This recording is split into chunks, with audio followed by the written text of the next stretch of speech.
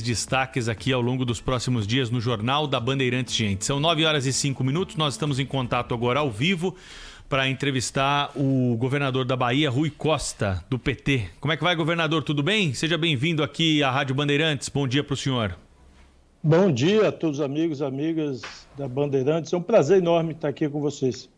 Como que o senhor recebeu essa notícia do Supremo Tribunal Federal, pelo ministro Cássio Nunes Marques, liberar cultos religiosos no país? É o momento dessas aglomerações? Alguma providência foi tomada para evitar essas aglomerações religiosas aí em igrejas, em templos religiosos? Como que o senhor recebeu essa notícia, hein, governador? Sim, ao longo da pandemia aqui, nós tivemos momentos de suspender integralmente todos os eventos ou aglomerações, inclusive as religiosas, e outros momentos nós estipulamos percentual máximo de pessoas que poderiam frequentar eventos e atividades religiosas. No meu entender, isso não deveria ser algo definido por uma liminar judicial, uma vez que isso tem a ver com a situação da pandemia em cada cidade, em cada região, em cada estado. Todos os países do mundo adotaram um grau de restrição proporcional ao avanço da doença e à gravidade da situação perante a ausência de leitos. Mesmo países que têm uma alta porcentagem de leitos de UTI versus população, tiveram que conter o contato social para barrar o crescimento do vírus. Infelizmente, o Brasil adotou a pior estratégia, que foi a de conviver com o vírus, e por isso nós hoje somos o pior exemplo mundial de como lidar com o vírus. Acho que esse tipo de situação não deveria estar sendo pautado por liminar judicial e todo o discurso, eventualmente religioso, ideológico, político, por trás disso. E sim, a agenda disso devia ter relação com a questão da saúde, a disponibilidade de condições sanitárias das pessoas se aglomerarem. Ambientes fechados, a ciência já comprovou no mundo, quanto maior for o ambiente, ele tiver menos ventilação, for mais fechado, mais contaminação. E nós sabemos que muitos locais de eventos religiosos no Brasil, eu diria, arrisco a dizer que a maioria, são ambientes improvisados. Os templos grandes, aqueles magníficas construções, quantitativamente não são muitas. A maior parte dos locais de eventos religiosos são locais adaptados, são muitas vezes garagens que foram improvisadas, galpões que foram improvisados, com baixíssima ventilação, em geral tem ar-condicionado, o que facilita muito a contaminação. Portanto, eu acho que isso devia ficar no âmbito da medicina, da ciência e da definição dos parâmetros de salvar vidas, e não nesse parâmetro que tudo caminha para ficar um debate político, ideológico ou religioso, quando nós estamos falando de vidas humanas. Governador Rui Costa, bom dia. Queria perguntar para o senhor o seguinte: havia uma queixa quase que generalizada dos governadores de dificuldade de interlocução com o então ministro da Saúde, Eduardo Pazuello. Com o Marcelo Queiroga agora à frente da pasta da Saúde, aliás, tomando formalmente posse nesse momento agora no Palácio do Planalto. A interlocução melhorou? Olha, foi feita uma reunião com o ministro, com os governadores do Nordeste. Temos que acompanhar, eu diria, a interlocução com o ex-ministro, não dizer que ele sempre atendeu os governadores, foi sempre muito gentil nas reuniões. O problema não estava na gentileza das reuniões, e sim na consequência e na implementação das medidas que eram pactuadas, uma vez que ele seguia de forma absoluta a orientação do presidente da República. Vamos ver agora nos próximos dias como o atual ministro se comporta. Eu diria que, do ponto de vista da gentileza, ele é semelhante ao anterior. Não tenho o que falar de dificuldade de acesso para falar. Tenho, sim, dificuldade do que ele implementava, do que ele orientava em função da determinação do presidente da República. Governador, na semana passada, o estado da Bahia, a Polícia Militar, viveu aquela situação triste, trágica e assustadora com um de seus integrantes. ali em frente ao Farol da Barra, uma região que costumeiramente estaria cheia de gente, né? Não estava pelas circunstâncias. Aquele policial morreu, ele atirou em colegas, ele atirou para cima. E aquilo gerou uma reação em alguns setores, eu vou chamar da sociedade da internet, que também provocou muita surpresa e algum receio. Esses setores quiseram fazer daquele rapaz, que tinha claramente problemas de autocontrole, se não problemas mais sérios, e infelizmente veio a falecer, tratá-lo como se ele estivesse sendo um brigador, um porta-voz da insatisfação da polícia com ter que manter as medidas sanitárias solicitadas pelo governo do estado, no caso do senhor da Bahia e de outros estados também. Como é que se tratou desse assunto na polícia? Se falou em motim, coisa que não aconteceu, mas eu gostaria de ouvi-lo. Olha, primeiro eu quero dizer que o soldado, na minha opinião, foi vítima de um ambiente de ódio que se tomou conta no país desde 2018, vítima desse avalanche de notícias falsas, de um ambiente de conflito que, infelizmente, domina o Brasil, principalmente agora nesse período de pandemia, com muita disseminação de ódio, de notícias falsas, e ele é uma vítima, e nós determinamos uma plena e absoluta e detalhada apuração com a designação de um delegado especial para cuidar do caso, além da Central de Inteligência da Polícia Militar, ou seja, uma força-tarefa, para apurar detalhadamente todas as circunstâncias do que ocorreu, inclusive tentando remontar antes quais eram as relações, o que estava acontecendo com ele do ponto de vista pessoal, coletivo. Então, nós teremos, ao final da apuração, informações mais detalhadas, porque Salvador não era o local de trabalho dele, ele estava trabalhando em Itacaré e lá teve acesso às armas, o que não é normal, ou seja, a rotina de trabalho dele não é de trabalhar com um fuzil, ou seja, ele não pertence a uma especializada, o acesso ao fuzil só se daria em determinadas circunstâncias, e ele pegou 2 armas, o fuzil, e sumiu durante 4, 5 horas, e só foi visto aqui quando já estava aqui em Salvador, ou seja, ele viajou cerca de 500 quilômetros, atravessando o ferry-boat, inclusive, para vir para o Farol da Barra.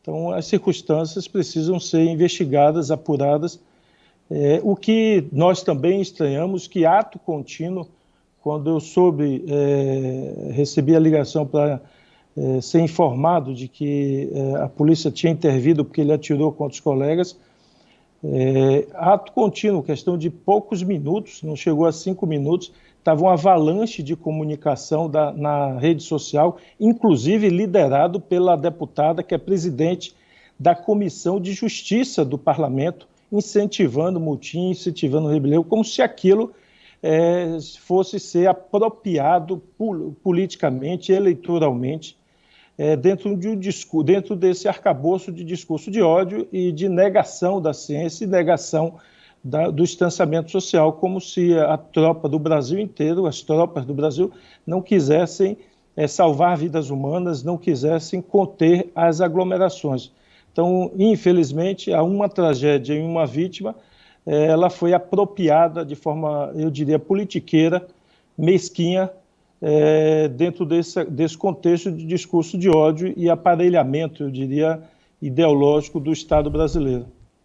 Governador Rui Costa, da Bahia, está ao vivo conosco aqui na Rádio Bandeirantes, conversando com os nossos ouvintes. Entrevista que está sendo retransmitida também na capa do portal UOL, o maior portal da internet brasileira. Governador Rui Costa, hoje começa o pagamento do auxílio emergencial, né? Faixas aí de R$ 175 a R$ 375, dependendo das condições da família. O valor atende às necessidades da população mais vulnerável, precisava ser maior. Os governadores, como o senhor governador da Bahia, podem de alguma forma complementar esse auxílio emergencial? Há recursos, há estudo para tentar ajudar essa população que mais precisa no momento mais grave da pandemia? Olha, aqui eu quero registrar que, na minha opinião, faltou desde o ano passado um diálogo maior. Aliás, o diálogo é o que tem faltado muito nesse país, porque quando da pactuação do auxílio emergencial no ano passado, ficou aquela queda de braço entre o Congresso e a presidência, discutindo valores, as condições, e infelizmente se adotou um valor e formas de pagamento em que muitas famílias, ou algumas famílias, tiveram sua renda elevada no ano passado. E outras, infelizmente, não conseguiram sequer ter acesso ao auxílio. E, ao finalizar esse auxílio em dezembro, ficou um hiato, um vácuo, onde famílias, no pico da pandemia, da segunda onda, ficaram sem acesso a esse benefício. Teria sido muito mais racional se negociar e se adotar critérios onde se garantisse a renda que essas famílias tinham por um prazo, eventualmente, até o final da pandemia, sem interrupção e sem, eventualmente, esse encargo que teve para as finanças públicas. Ou seja, a falta de diálogo, de entendimento no nosso país tem prejudicado muito a população mais pobre e também termina prejudicando as contas públicas ao fim e ao cabo. Por isso, agora, o governo alega as limitações para fazer um benefício maior, quando lá atrás poderia ter dialogado e adotado um critério de alcance para, de fato, beneficiar as pessoas que mais precisam, sem necessariamente dar elevação de rendas, eu diria algumas de forma expressiva para algumas pessoas. Mas, ao fim e ao cabo, esse benefício eu acho que chega com um hiato de tempo. Nós aqui na Bahia temos feito alguns benefícios para os alunos da rede, temos cerca de 800 mil alunos, temos pago, esse mês já pagamos um auxílio alimentação para todos os estudantes da rede, quase 800 mil jovens recebem um valor para reforço de alimentação. Criamos aqui, através de uma lei, um reforço chamado de Bolsa Permanência na escola para jovens de baixa renda. O alcance deve ficar em torno de 260 mil famílias, com um valor adicional a este, que dado pelo governo, de R$150, e mais também um benefício para estudantes que fazem monitoria, ou seja, reforço escolar de mais R$100. Então, ao todo, e podem ser cumulativos esses valores, nós estamos tendo como foco esses alunos da rede. Nós estamos falando de 800 mil estudantes, ao grosso, quase 700 mil famílias beneficiadas. Uhum. Governador Rui Costa, governador da Bahia, ao vivo com a gente aqui na Rádio Bandeirantes. Hoje, governador, há uma reunião marcada pela Anvisa para se debater a vacina Sputnik no Brasil. É uma vacina que tem sido negociada pelo consórcio dos governadores do Nordeste, mas que tem questões ainda em relação à sua aprovação com uso emergencial no nosso país. O que está acontecendo, na opinião do senhor, em relação a essa vacina, governador? Olha, aqui tem que ficar bem claro, na minha opinião, para o povo brasileiro, que o Brasil está passando por essa crise hoje. O Brasil está vivendo esse número absurdo, escandaloso de mortes.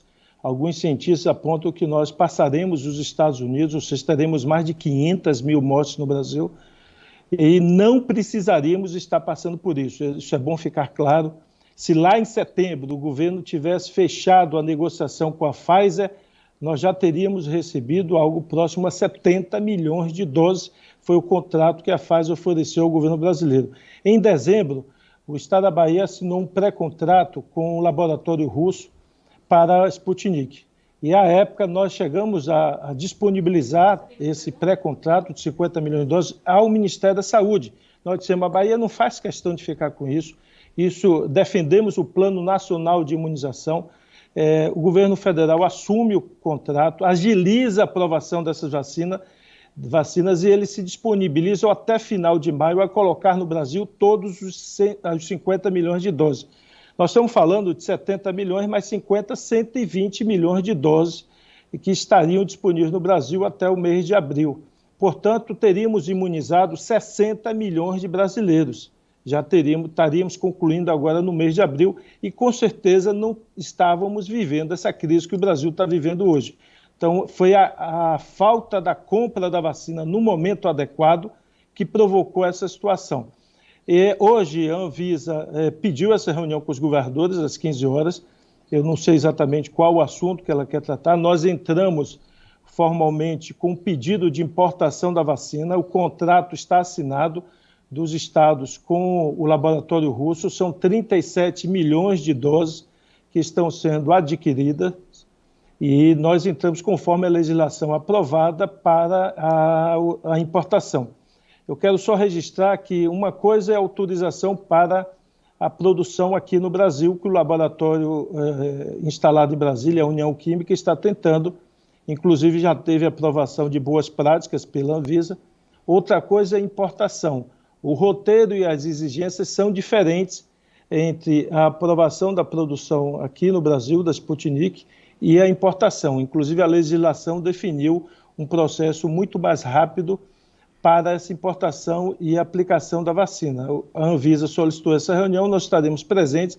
Eu espero que haja sensibilidade e rapidez para que a gente, agora em abril ainda, possa receber o primeiro lote. Está previsto 2 milhões em abril. Nós estamos dialogando para tentar antecipar uma quantidade maior. Em maio, 5 milhões de doses. Em junho, 10 milhões.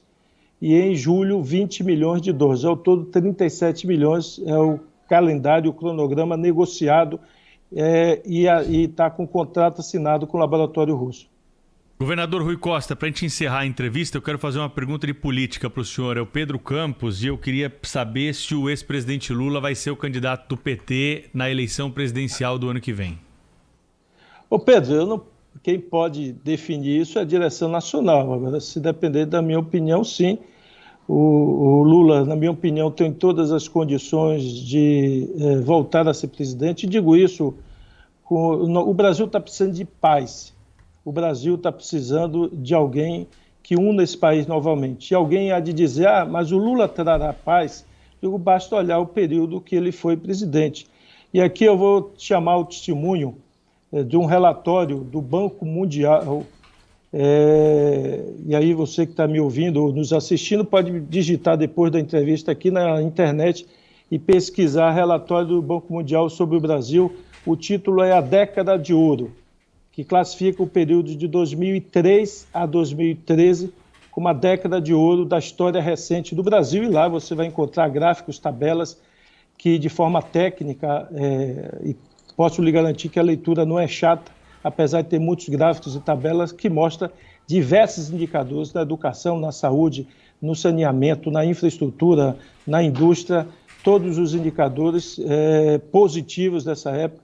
Foi uma época que o Brasil conseguiu unir trabalhadores e empresários, que todos cresceram, a renda cresceu dos mais pobres, o lucro cresceu dos empresários. Então, o Brasil viveu um boom, eu diria, e isso comprovado por relatórios técnicos isentos. Eu acho que é possível ver isso novamente. Sim, não, tudo bem, mas assim, depois disso o ex-presidente chegou a ser processado, foi condenado, as condenações estão sendo revistas, aí algumas delas têm sido anuladas por problemas processuais no Supremo Tribunal Federal. O ex-presidente precisa fazer um meia-culpa, precisa reconhecer os erros cometidos aí durante as gestões do PT para conseguir avançar nessa campanha. É necessário isso? O partido fazer um meia-culpa de alguns desvios aí que foram cometidos e constatados aí durante as gestões de Lula e Dilma?